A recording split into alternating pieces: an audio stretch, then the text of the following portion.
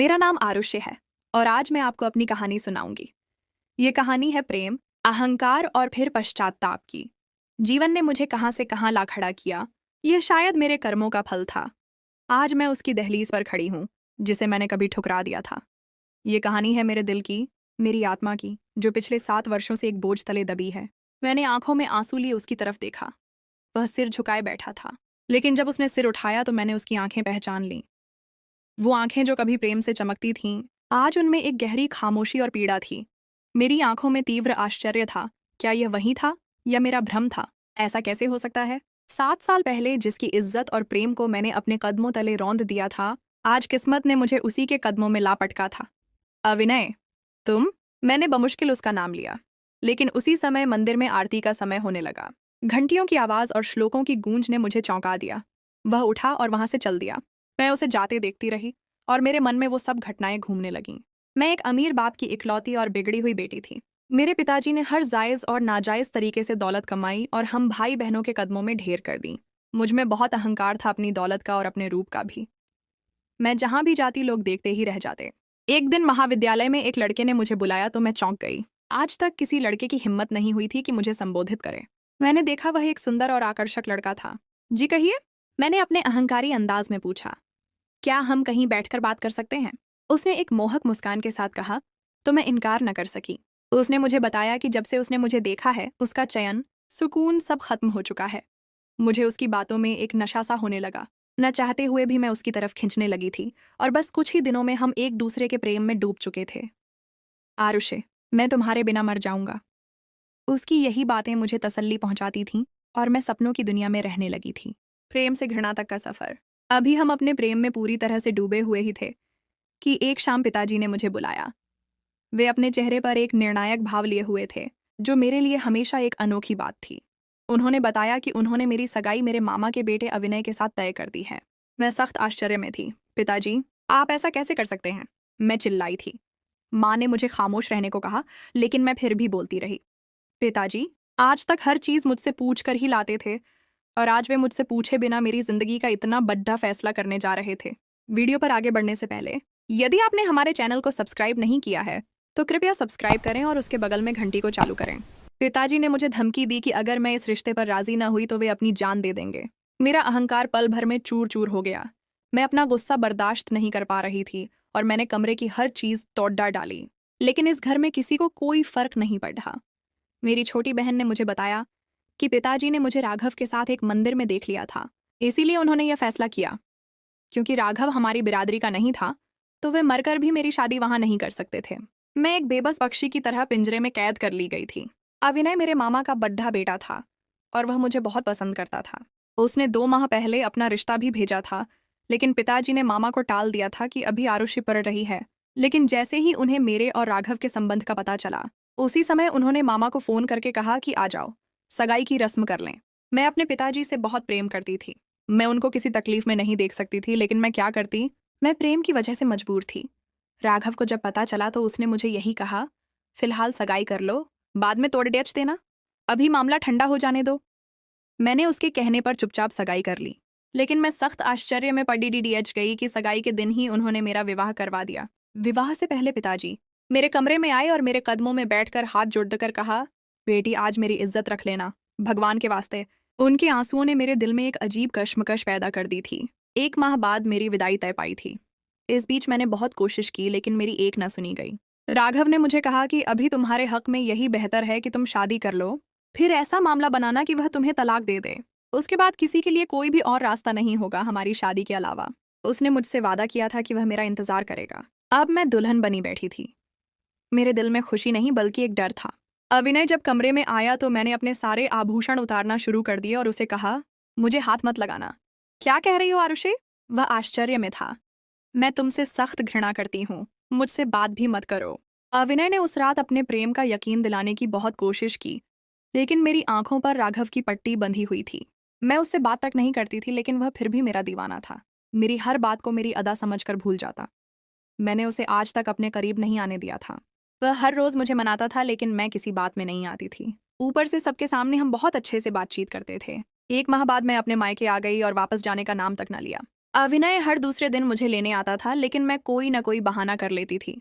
मेरी माँ ने मुझे बहुत समझाया, लेकिन मैंने उनसे झूठ कहा कि वह मुझे बहुत परेशान करता है, बात बात पर गुस्सा करता रहता है और अब तो हाथ भी उठाने लगा है। माँ से यह बात बर्दाश्त नहीं हुई और उन्होंने पिताजी को बता दिया। उसी समय पिताजी मुझे अपने साथ लॉन्ग ड्राइव पर ले गए और रास्ते में मुझे कहा कि मुझे अविनय पर पूरा भरोसा है, वह कभी भी तुम पर हाथ नहीं उठा सकता। मैं जानता हूँ वह कैसा है, वे कहते रहे। मैं सुनती रही और एक जगह पिताजी ने कार रोकी। अचानक मैंने देखा कि अविनय वहां आ रहा था। पिताजी ने मुझे कहा, अविनय को मैंने बुलाया है, अब जाओ, अपनी गाड़ी में बैठो। मुझे उतरने का कहकर वे रवाना हो गए। अविनय मुझे देखकर बहुत खुश था। शायद उसे पिताजी ने कहा था कि मैं खुद वापस आना चाहती हूँ। मजबूरी में मैं उसके साथ चली गई। मैं अब भी उसको किसी लायक नहीं समझती थी। कुछ दिन बाद मैं फिर से पिताजी के घर चली गई। अब की बार पिताजी ने दूसरे ही दिन मुझसे पूछा कि मैं वापस क्यों नहीं गई। अब की बार मैं भी कुछ सोच कर आई थी। पिताजी, अविनय पति के लायक ही नहीं था, फिर भी आपने मुझे इस इंसान के हवाले कर दिया। मैंने बनावटी आंसू लाकर कहा, क्या मतलब है तुम्हारा?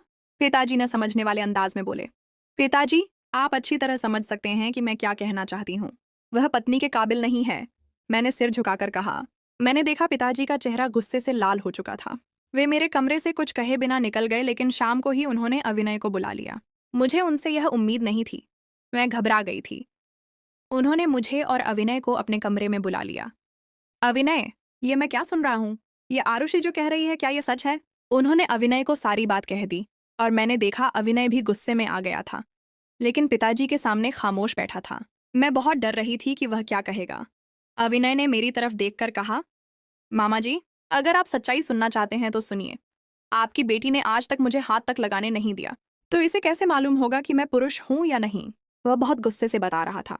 पिताजी ने मुझसे पूछा, बोलो आरुषि, अविनय क्या कह रहा है? मैं सिर झुकाए बैठी थी। इस समय कुछ भी बोला नहीं जा रहा था। पिताजी गुस्से से चिल्लाए, दफा हो जाओ तुम दोनों मेरी नजरों से। और अविनय, तुम एक पुरुष होकर पत्नी की सहमति का इंतजार कर रहे हो? चले जाओ अपने घर अपनी पत्नी को लेकर और दोबारा मुझे इसकी शक्ल मत दिखाना। उस दिन पिताजी ने मुझे घर से निकाल दिया। अविनय मुझे खींचता हुआ ले गया। घर पहुंचकर उसने मुझे कहा, मैं सब कुछ बर्दाश्त कर सकता हूँ आरुषि, लेकिन आज जो तुमने मेरी तौहीन की है मामा के सामने, वह मैं कभी नहीं भूल सकता। और फिर उसने मेरी एक ना सुनी और मुझे अपने करीब कर लिया। मुझे उससे घृणा आ रही थी, लेकिन अब मैं क्या करती? शोर मचाती भी तो कोई भी नहीं आने वाला था, क्योंकि वह मेरा पति था। अगले 2 दिन मैं कमरे से बाहर नहीं निकली, लेकिन मैंने अब सोच लिया था कि जल्दी अविनय से जान छुड़ानी है। मेरी ननद की शादी थी। पूरा घर मेहमानों से भरा पडिडी अच्छा था। शादी से एक रात पहले मैंने नौकरानी को पैसे दिए। तुम सबके सामने आकर शोर मचाना कि अविनय ने तुम्हारी बेटी की इज्जत पर हाथ डाला है, वरना मैं तुम्हारी बेटी को मार दूंगी जो मेरे घर काम करती है। इस बात के लिए वह बमुश्किल राजी हुई और भारी रकम भी ले ली। सबके सामने अचानक नौकरानी रोती हुई आई और अपना सीना पीटने लगी। हाय, मैं बर्बाद हो गई हूँ, मुझ गरीब की दुनिया लुट गई। वह छाती पीटती चली जा रही थी। सब लोग जमा हो गए। मेरे ससुर उसके करीब गए और पूछा, क्या बात है, क्यों इतना शोर मचाया हुआ है? ठाकुर साहब, आपके बेटे अविनय ने मेरी मासूम बच्ची को कहीं का नहीं छोड़ा, उसकी इज्जत खाक में मिला दी। वह रोते हुए कहने लगी। मेरे ससुर के तो मानो पैरों तले से जमीन ही निकल गई थी। क्या कह रही है कमला? वह चिल्लाए। पिताजी भी आश्चर्य से देखे जा रहे थे। अविनय ने सुना तो वह नौकरानी को मारने को दौड़ा। झूठी बदजात मुझ पर इल्जाम लगाती है। कुछ लड़कों ने बमुश्किल अविनय को रोका। पिताजी, आपने देखा, यह मुझ पर इल्जाम लगा रही है। वह आश्चर्य और गुस्से में था। अब मैंने भी शोर मचा दिया कि मेरा पति ऐसा होगा, मैं सोच भी नहीं सकती थी। अविनय मुझे चीख कर कह रहा था, आरुषि, मेरा यकीन करो, ये झूठ बोल रही है। मगर मैंने एक ना सुनी और उसी समय पिताजी को कहा, मुझे यहाँ से ले जाइए, मैं ऐसे दुष्ट इंसान के साथ नहीं रह सकती। मैंने भी जोर जोर से रोना शुरू कर दिया। घर में लगभग पूरा खानदान जमा था। सबके सामने अविनय पर इल्जाम लगाया गया था और वह कुछ भी न कर पाया। उसके पिताजी भी उसका भरोसा नहीं कर रहे थे। नौकरानी को मुश्किल से अंदर ले जाकर कुछ पैसे देकर चुप करवाया गया। पिताजी मुझे वहां से उसी समय ले आए थे। घर आकर भी मैं चुप कहाँ हुई, रो रो कर घर सिर पर उठा लिया था। पिताजी बिल्कुल खामोश थे। उनको यकीन नहीं आ रहा था कि अविनय ऐसी हरकत कर सकता है, और उन्होंने नौकरानी को भी देखा था कि वह उसके मुंह पर सब कह रही थी। मैंने 2 दिन से भूख हड़ताल कर रखी थी। मेरा मांग था कि मुझे उससे तलाक चाहिए। मैं ऐसे इंसान के साथ नहीं रह सकती। पिताजी चाहे कितने ही सख्त क्यों न थे, लेकिन वे मुझसे बहुत प्रेम करते थे। वे भी मजबूर हो गए और आखिरकार तलाक का नोटिस अविनय के पास भिजवा दिया गया। इस बीच अविनय कई बार हमारे घर आया, माफिया मांगी, कस्में खाईं, लेकिन मैंने उससे मिलने से भी इनकार कर दिया और पिताजी ने भी उसकी किसी बात का यकीन नहीं किया। मजबूरी में उसने मुझे तलाक दे दी और अब मैं बहुत खुश थी। मैंने जो चाहा था वह हासिल कर लिया था। अगले ही दिन मैंने राघव से संपर्क किया। वह इस समय अपने गांव पंजाब गया हुआ था। अब हम दोनों को सिर्फ इद्दत 3 माह का समय खत्म होने का इंतजार था। जैसे ही मेरी इद्दत खत्म हुई, मैंने पिताजी से पहले ही बात कर ली थी कि पहले तो आपने अपनी मर्जी चला ली, लेकिन अब मुझे मेरी पसंद की जिंदगी जीने दें। वे मेरे रोने धोने से मजबूर हो गए थे। वैसे भी उनको पता था कि अब कोई अच्छा इंसान मुझसे शादी नहीं करेगा, क्योंकि मैं तलाकशुदा थी और हमारे खानदान में तलाकशुदा औरतों को इज्जत की निगाह से नहीं देखा जाता था। बहुत सादगी से हमारा विवाह हुआ और मैं राघव के साथ पंजाब आ गई। उसके गांव में वे भी काफी अमीर लोग थे। गांव में बहुत बड़ा घर था उनका। मेरे पैर तो खुशी के मारे जमीन पर नहीं टिक रहे थे। मुझे यकीन नहीं आता था कि मुझे राघव का साथ मिल चुका था, लेकिन कुछ अरसे में राघव की असलियत खुलकर सामने आने लगी। वह किसी न किसी नई चीज का मांग करता रहता और कहता कि अपने बाप से कहो मुझे नई कार चाहिए। कभी कहता कि फलां जगह पर जमीन बिक रही है, मुझे वह लेनी है, पैसे भेजो। पहले तो मैं उसके प्रेम में अंधी होकर मजे से पिताजी से सब कुछ लेती रही, लेकिन धीरे धीरे मुझे समझ में आने लगा कि वह मुझसे प्रेम नहीं करता था। बस उसे एक सोने का अंडा देने वाली मुर्गी मिल गई थी। वह उसे हाथ से जाने नहीं देना चाहता था। जब मैंने पिताजी से कुछ भी मांगने से इनकार किया तो वह और उसकी माँ असलियत पर आ गए। न जाने कितने यार किए होंगे तूने। ये तो हमारा बड्डापन है कि तुझे अपने घर में इज्जत से रखा हुआ है, वरना तेरे जैसी को तो गला घोंटकर नदी में बहा देते हैं हम लोग। मेरी सास ने घर सिर पर उठाया हुआ था। जब मैंने कहा कि मुझे अब पिताजी से कुछ नहीं लेना तो वह बोला, तो मेरी माँ गलत क्या कह रही है, सही तो कह रही है। तुम्हारे जैसी औरत को अपने घर में रखा, तुम्हें इज्जत दी है हमने, और तुम मुझे कहती हो कि अपने बाप से पैसे नहीं लूंगी। राघव ने उस दिन पहली बार मुझ पर हाथ उठाया। उस दिन उसने मुझे बहुत मारा, लेकिन मुझे उसकी मार से तकलीफ नहीं हुई जितना उसकी बातों से हुई। मैंने उसके लिए क्या क्या नहीं किया। अपना सब कुछ छोड़ कर आई। एक शरीफ इंसान पर घिनौना इल्जाम लगाया, उसे कहीं का न छोड़ा, और आज यह कह रहा था कि मैं दुष्ट हूँ। अब तो रोज यही नियम था। सुबह सुबह जब तक मेरी सास और राघव मेरी पिटाई नहीं करते थे, उनको आराम नहीं आता था। लेकिन मैं उनकी हर मार चुप करके सह लेती थी, क्योंकि मैंने फैसला कर लिया था कि मैं अब और रकम उनको लेकर नहीं दूंगी। और यही बात उनसे हजम नहीं हो रही थी, इसीलिए अब वे सोने का अंडा देने वाली मुर्गी को खत्म करना चाहते थे। अब मुझ पर इल्जाम भी था कि मैं बांझ हूँ, मुझे संतान नहीं थी। हर मुमकिन कोशिश कर ली, वैद्य से दवा ली, प्रार्थनाओं का सहारा लिया, क्या क्या नहीं किया, लेकिन कहीं से भी मुझे कोई आसरा नहीं मिल रहा था। मैंने कभी यह जानने की कोशिश भी नहीं की थी कि अविनय पर क्या गुजरी थी बाद में।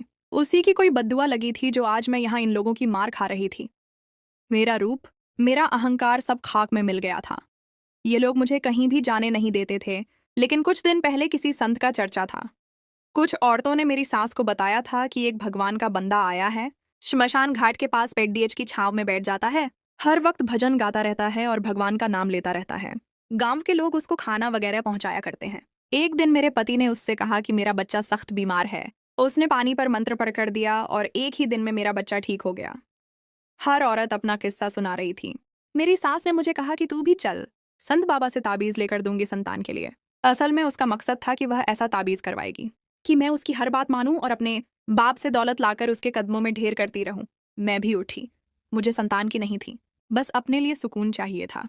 मैं प्रायश्चित का कोई रास्ता ढूंढना चाहती थी। आज जब मैं यहाँ आई तो काले कपड़ाढ़ों में एक भारी दाढ़ी वाला युवक सिर अपने घुटनों में छिपाए बैठा था। मेरी आवाज सुनकर जब उसने अपना सिर उठाया तो मैं पत्थर की होकर रह गई। वह अविनय था। उसे देखकर मुझे एक एक करके अपने पाप याद आने लगे थे। वह पूजा से फारिग होकर आया था। मैं बस उसे देखे जा रही थी। अविनय, ये तुम हो? मैंने आश्चर्य से पूछा। उसने ठंडी आह भरी और बोला, हाँ हाँ आरुषि, ये मैं हूँ, एक दुष्ट इंसान जिसने अपने ही घर की नौकरानी की बच्ची के साथ बदतमीजी की।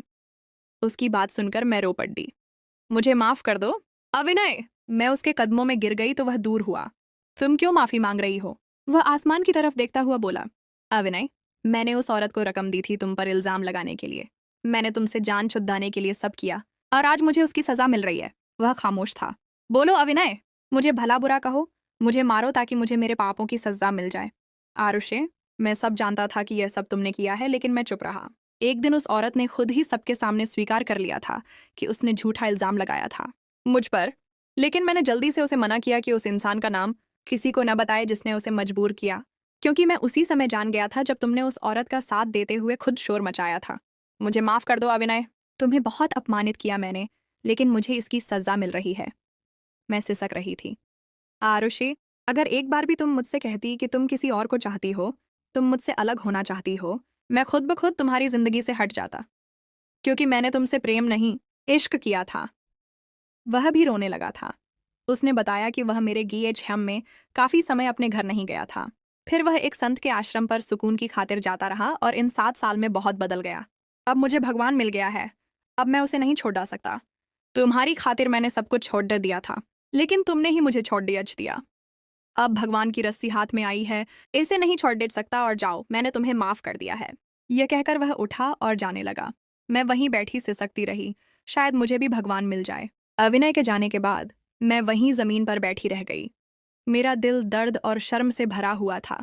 जिंदगी ने मुझे एक सख्त सबक सिखाया था और आज मैं उस सबक को अपने पूरे वजूद से महसूस कर रही थी। मेरा अहंकार, मेरा रूप, सब कुछ अब बेमानी लग रहा था। मैं सिर्फ एक टूटा हुआ इंसान थी जो अपने किए पर शर्मिंदा थी। उसी समय एक बूढ़ा दयालु चेहरे वाला आदमी वहां आया। उसने मुझे रोते हुए देखा और मेरे पास बैठ गया। क्यों रो रही हो बेटी? उसने नरमी से पूछा। मैंने आंसू पोंछे और उसे अपनी पूरी कहानी सुना दी। वह खामोशी से सुनता रहा और उसके चेहरे पर हमदर्दी के भाव थे। कहानी खत्म होने पर उसने आह भरी और कहा, बेटी, जिंदगी हमें ऐसे मौत पर ले आती है जहां हम अपने किए का एहसास करते हैं। तुम्हारे पति ने भी अपना सुकून ढूंढ लिया है और अब तुम्हें भी यही करना होगा। उस आदमी ने मुझे एक छोटे से आश्रम का पता दिया जो शहर से थोड़ा दूर था। उसने कहा, यह आश्रम गरीब और बेसहारा औरतों के लिए है। वहां तुम्हें सुकून और पनाह मिल सकती है। मैंने उसका शुक्रिया अदा किया और सोचती हुई उठ खड़ी हुई।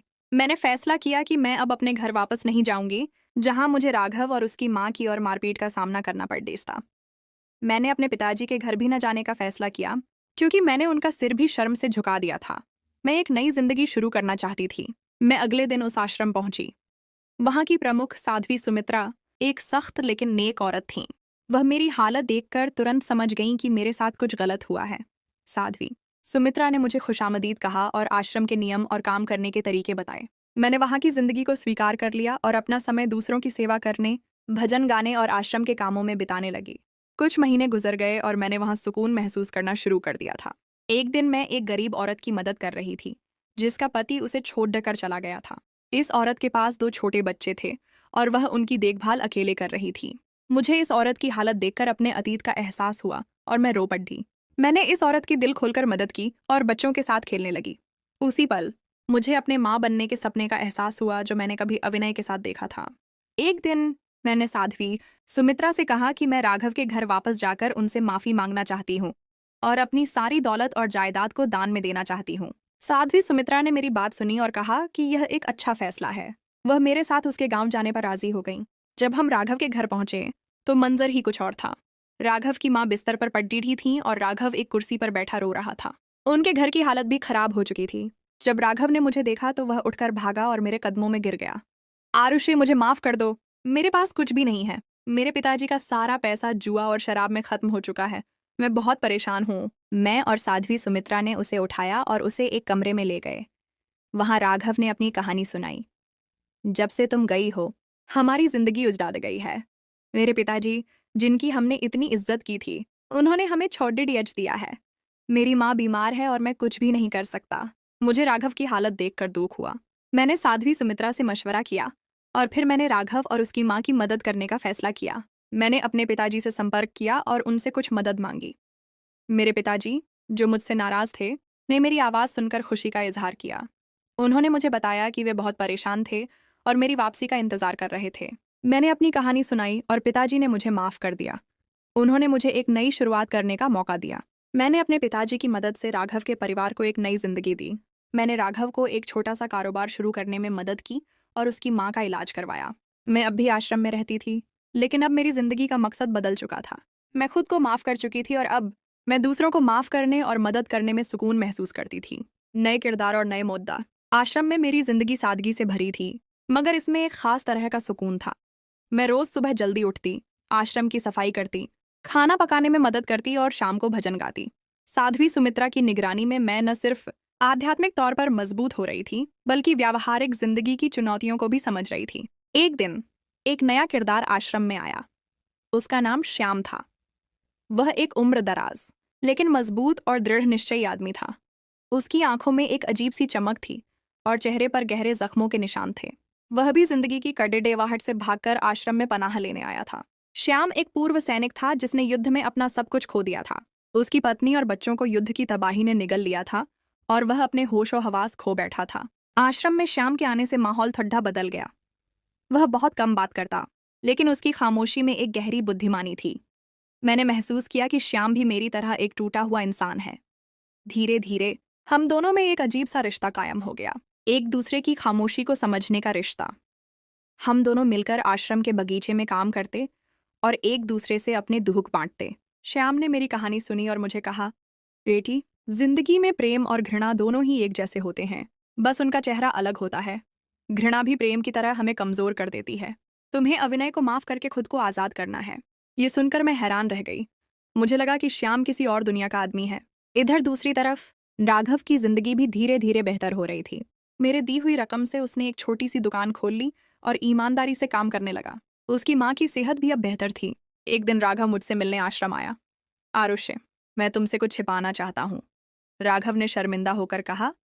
तुम्हारी और अविनय की तलाक के बाद जब मुझे मालूम हुआ कि वह संत बन गया है तो मैंने तुम्हारे पिताजी को सच्चाई बताने की कोशिश की, मगर वे नहीं माने। मैंने अविनय को तलाशा और उससे माफी मांगी। राघव ने मुझे बताया कि अविनय ने उसे उसकी गलती की सजा नहीं दी, बल्कि उसे भी माफ कर दिया था। ये सुनकर मुझे और शर्मिंदगी हुई। मैं सोचने लगी कि मैं कितनी स्वार्थी थी कि मैंने दूसरों की जिंदगी बर्बाद कर दी। श्याम को जब यह मालूम हुआ तो उसने मुझे सलाह दी, बेटी, अब तुम्हें अपने पिताजी से मिलकर पूरी सच्चाई बतानी चाहिए। तुम्हें अपने पापों का स्वीकार करना चाहिए ताकि तुम्हारा दिल साफ हो सके। मैं, श्याम और साध्वी सुमित्रा की सलाह के अनुसार अपने पिताजी के पास गई। जब मैं घर पहुंची तो मेरे पिताजी ने मुझे देखकर गले लगा लिया और रो पड़े। मैंने अपने पिताजी के सामने सब कुछ खोलकर रख दिया कि कैसे मैंने अविनय पर झूठा इल्जाम लगाया, कैसे राघव ने मुझे पैसों के लिए इस्तेमाल किया और कैसे मैंने अपनी जिंदगी को तबाह कर लिया। मेरे पिताजी यह सब सुनकर हक्के बक्के रह गए। बेटी, क्या तुम सच कह रही हो? पिताजी ने आश्चर्य से पूछा। मैंने सब कुछ सच बता दिया और जब उन्होंने अविनय पर लगे इल्जाम की सच्चाई सुनी तो वे बेहोश हो गए। मैं डर गई और तुरंत डॉक्टर को बुलाया गया। पिताजी को होश आया तो उनकी आंखों में दर्द और पश्चाताप की गहरी खामोशी थी। बेटी, मैंने तुम्हें समझा कि मैंने तुम्हें हर तरह से खुशी दी है, लेकिन मुझे क्या मालूम था कि मेरी दौलत ने तुम्हें अंधा कर दिया है। मैंने एक ऐसे इंसान पर शक किया जिसने कभी किसी को तकलीफ नहीं दी और मुझे सिर्फ इज्जत दी। मैं और मेरे पिताजी ने मिलकर अविनय को ढूंढने का फैसला किया। हम जानते थे कि वह अब एक संत बन चुका है, लेकिन हम उससे मिलकर व्यक्तिगत तौर पर माफी मांगना चाहते थे।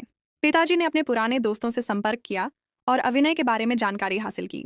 उन्हें मालूम हुआ कि अविनय ने अपने आश्रम को छोड़ डट दिया है और अब वह भारत के अलग अलग मंदिरों में सफर कर रहा है और गरीबों की मदद कर रहा है। मेरे पिताजी ने अपनी दौलत का इस्तेमाल करते हुए अखबारों में अविनय की तस्वीर छपवाई। हम अविनय को ढूंढ रहे हैं, जो भगवान के करीब हो चुका है।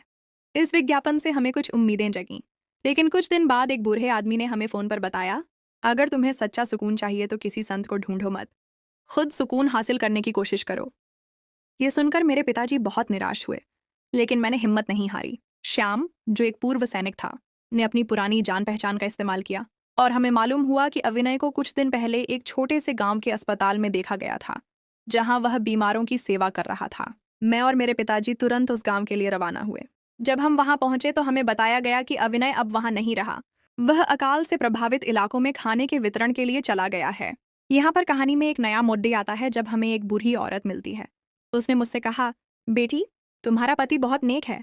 वह यहाँ गरीबों की बहुत मदद करता था, लेकिन उसे उसकी पत्नी की एक बहन ने यहाँ देखा और वह उसका पीछा कर रही है। मैं हैरान होकर पूछती हूँ, मेरी कोई बहन नहीं है। तब वह बूढ़ी औरत कहती है, मुझे उसका नाम नहीं मालूम, लेकिन वह बहुत सुंदर है और तुम्हारी तरह दिखती है। मैं तुरंत समझ गई कि यह मेरी छोटी बहन दिया है। मेरी छोटी बहन दिया, जो हमेशा मुझसे ईर्ष्या करती थी, इस कहानी में एक अहम किरदार बनकर सामने आई। वह हमेशा से मेरी दौलत और सुंदरता से जलती थी। अविनय की सुंदरता और उसके बेपनाह प्रेम ने दिया को भी उसकी तरफ आकर्षित कर दिया था। जब मैंने अविनय को छोड़ दिया था, दिया ने मौके का फायदा उठाया और अविनय का पीछा करने लगी। उसे उम्मीद थी कि वह अविनय की जिंदगी में मेरी जगह ले लेगी, लेकिन उसे क्या मालूम था कि अविनय अब भौतिकता से बहुत दूर जा चुका था। अब मुझे और मेरे पिताजी को सिर्फ अविनय की तलाश नहीं थी, बल्कि अपनी बहन को भी अविनय के रास्ते से दूर करना था, ताकि वह उसकी नई जिंदगी में कोई रुकावट न बने। मैं और मेरे पिताजी ने दिया का पीछा किया और उसे एक छोटे से मंदिर में पाया जहां वह अविनय के आने का इंतजार कर रही थी। मैंने दिया का हाथ पकड़ा और उसे एक तरफ ले गई। दिया, तुम यहाँ क्या कर रही हो? मैंने गुस्से से पूछा। दिया हैरान रह गई। उसे मालूम नहीं था कि मैं और मेरे पिताजी भी यहाँ आ जाएंगे। आप लोग यहाँ क्यों आए हैं? दिया ने पूछा। मैं तो बस एक नेक आदमी की मदद कर रही हूँ। मैंने उसे बताया कि अविनय की जिंदगी अब बिल्कुल बदल चुकी है और उसे अब किसी औरत की जरूरत नहीं है। दिया ने इनकार किया। आप गलत सोच रही हैं। मैं उसे वापस लाने के लिए आई हूँ। तुम नहीं जानती कि उसने क्या कुछ बर्दाश्त किया है। मैंने रोते हुए कहा। तुम्हें यह जानना होगा कि मेरी वजह से वह यहाँ पहुंचा है। मैंने उसकी इज्जत को कुचला और उस पर झूठा इल्जाम लगाया। मैंने दिया को पूरी कहानी सुनाई। दिया को यह सुनकर झटका लगा और उसे अपनी गलती का एहसास हुआ। वह समझ गई कि वह जिस प्रेम को पाने की कोशिश कर रही थी वह कभी उसका नहीं हो सकता। वह अविनय से माफी मांगकर अपने रास्ते पर वापस आ गई। यहाँ मुझे मालूम होता है कि अविनय अब अपने पैतृक गांव में एक आश्रम चला रहा है जहां वह गरीब बच्चों को शिक्षा देता है। ये सुनकर मेरे दिल को सुकून मिला और मैं अपने पिताजी और दिया के साथ उस गांव के लिए रवाना हो गई। जब हम वहां पहुंचे तो हमने देखा कि अविनय एक छोटे से घर में रहता है और उसने अपने आश्रम को बहुत सुंदर तरीके से सजाया हुआ है। उसकी आंखों में अब कोई दर्द या घृणा नहीं थी, सिर्फ सुकून और रोशनी थी। मैंने उसके पास जाकर कहा, अविनय, मुझे माफ कर दो। अविनय ने सिर उठाया और मेरी तरफ देखा। उसकी आंखों में कोई पश्चाताप नहीं था। वह सिर्फ एक संतुष्ट मुस्कान के साथ बोला, आरुषि, मैं तुम्हें पहले ही माफ कर चुका हूं। जब मैंने अविनय को उसके आश्रम में देखा तो मेरा दिल शर्म और पश्चाताप से भर गया। अविनय एक साधारण से कमरे में बैठा था। उसके चेहरे पर सुकून और एक हल्की सी मुस्कान थी। मैं, मेरे पिताजी और दिया ने झुककर उसको प्रणाम किया। अविनय, मुझे माफ कर दो, मैंने रोते हुए कहा। मैंने तुम्हें बहुत अपमानित किया। अविनय ने आराम से सिर उठाया और बोला, आरुषि, मैं तुम्हें कब का माफ कर चुका हूं। मेरी जिंदगी में अब ना कोई घृणा है और ना कोई दुह। उसकी आवाज में एक गहरा सुकून था। मेरे पिताजी ने भी अविनय से माफी मांगी। बेटा, मैंने तुम्हें गलत समझा और तुम्हारी इज्जत पर शक किया। मेरे पास अब कोई शब्द नहीं है जिनसे मैं अपनी गलती का प्रायश्चित कर सकूं। अविनय ने अपने हाथ उठाकर उन्हें तसल्ली दी। मामा जी, आपकी बेटी ने मुझे वह सुकून दिया है जो शायद मुझे कभी न मिलता। आज मैं जो कुछ भी हूँ आपकी बेटी की वजह से हूँ। दिया ने भी अविनय के कदमों में गिरकर माफी मांगी। मैंने आपके पीछे आकर आपकी जिंदगी में दखल देने की कोशिश की। मुझसे बहुत बड़ी गलती हो गई। अविनय ने दिया को उठाया और मुस्कुराते हुए कहा, जिंदगी में प्रेम बहुत अहम है, लेकिन उसका सही रास्ता जानना भी जरूरी है। उसी दौरान एक औरत अंदर दाखिल हुई जिसके हाथ में एक थाली थी और वह अविनय के लिए खाना लेकर आई थी। उसकी उम्र लगभग 25 साल थी और उसकी आंखें बहुत शांत थीं। इस औरत को देखकर मैं हैरान रह गई। ये नेहा थी, जो मेरे महाविद्यालय की एक पुरानी दोस्त थी। नेहा और अविनय को एक साथ देखकर मेरा दिल धक धक करने लगा। नेहा, तुम यहाँ? मैंने आश्चर्य से पूछा। आरुषि, तुम यहाँ क्या कर रही हो? नेहा ने जवाब में पूछा। उसकी आवाज में कोई ताज्जुब नहीं था। अविनय ने समझाया, नेहा मेरी शिष्या है और मेरे इस आश्रम को चलाने में मेरी मदद करती है। नेहा ने मुझे बताया कि वह भी अपनी जिंदगी से निराश हो चुकी थी और उसे उसकी बीमारी की वजह से उसके पति ने छोड़ दिया था। वह जिंदगी में सुकून की तलाश में थी जब उसे अविनय मिला। अविनय ने उसे एक नई जिंदगी दी और उसे अपनी आध्यात्मिक शिक्षा का हिस्सा बनाया। नेहा अब यहाँ उसकी सेवा में लगी हुई थी और उसने भी अपने दिल को हर तरह की घृणा से पाक कर लिया था। मेरे दिल में यह देखकर और पश्चाताप हुआ कि कैसे मेरी वजह से अविनय ने इतनी परेशानी देखी, लेकिन इसी दौरान मुझे भी एक नया रास्ता मिल गया था। मेरे पिताजी ने अविनय से कहा कि वह उनकी दौलत स्वीकार कर ले और अपनी जिंदगी को बेहतर बनाए। अविनय ने मुस्कुराकर मना कर दिया। मामा जी, मुझे आपकी दौलत की जरूरत नहीं है। ये दौलत मेरे लिए कोई मायने नहीं रखती। पिताजी ने अपनी सारी दौलत एक ट्रस्ट के जरिए अविनय को देनी चाहिए, लेकिन अविनय ने साफ इनकार कर दिया कि वह किसी भी तरह का पैसा नहीं लेगा। आप अपनी दौलत को समाज की भलाई के लिए इस्तेमाल करें, यह मेरी इच्छा है, अविनय ने कहा। आखिरकार मैंने अपने पिताजी की मदद से एक नया आश्रम स्थापित किया जो गरीब और बेसहारा औरतों के लिए था। मैंने अपनी सारी दौलत और अपने आभूषण इस आश्रम के नाम कर दिए। मैंने इस आश्रम का नाम शांति रखा क्योंकि मैंने जिंदगी में यही चीज ढूंढ ली थी। मैं, जिसने कभी अपनी दौलत और सुंदरता पर अहंकार किया था, आज मैं इन सब चीजों को त्याग चुकी थी और एक नई जिंदगी की शुरुआत कर रही थी। मैं अब अविनय की तरह दूसरों की मदद कर रही थी और लोगों को जिंदगी के सही रास्ते पर ला रही थी। राघव ने भी अपनी गलतियों से सबक सीखा और वह एक नया और ईमानदार इंसान बन चुका था। वह भी मेरे आश्रम में शामिल हो गया और मेरी मदद करने लगा। यह कहानी आरुषि के लिए प्रेम, अहंकार और पश्चाताप से भरी थी। उसने जिंदगी के बहुत से चुनौतियों का सामना किया और इन सबसे लड़ते हुए वह एक नए इंसान के रूप में उभर कर सामने आई। अब उसकी जिंदगी में सच्ची खुशी थी जो किसी दौलत या अहंकार से नहीं मिलती थी। इस कहानी का सबसे बड़ा सबक यह है कि अगर कोई इंसान सच्चे दिल से प्रायश्चित करे तो भगवान उसको ज़रूर माफ़ कर देता है।